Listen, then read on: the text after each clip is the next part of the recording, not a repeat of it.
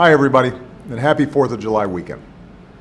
On Monday, Michelle, Malia, Sasha, and I will celebrate the 4th just like most of you, in the backyard. We'll hang out with family and friends, throw some burgers and dogs on the grill, and watch the fireworks show. Of course, we're fortunate enough to have the South Lawn as our backyard, so we're going to fill it with hundreds of our troops, our veterans, and their families. Over the past 7.5 years, it's become one of my favorite traditions. We get to celebrate our freedoms while doing what we can to honor all those who serve and sacrifice to make that freedom possible. And I know that honoring our service members, our veterans, and their families is something that so many Americans try to do every day, without fanfare or expectation of anything in return.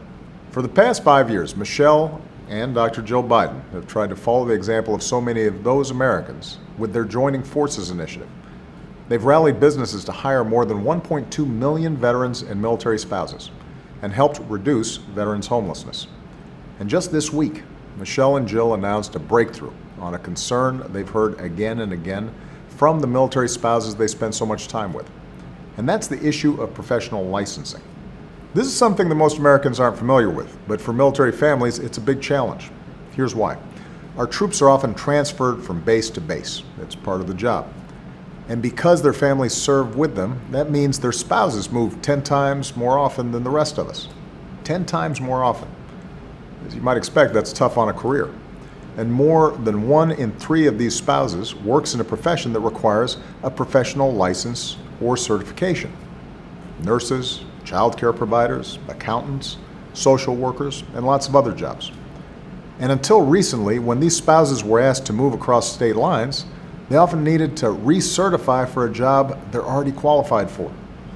A nurse with years of experience might have to take entry-level courses, or pay a fee, or wait months for paperwork to be processed before he or she could get back to work on the job they love and lets them support their families. It didn't make any sense. So we changed it. When Michelle and Jill took up this cause 5 years ago, only 3 states had taken action on military spouse licensing. But they rallied governors and state legislatures into action. And this week, we reached a milestone. Today, all 50 states have acted to streamline many of these licensing issues. This is a big step forward, but we're not done yet. We're going to keep working with states to make licensing simpler for more jobs and reach more qualified workers. But we can finally say to so many of our military families, when you move, you'll no longer be forced to put the career you love on hold just because you and your family have chosen to serve this country.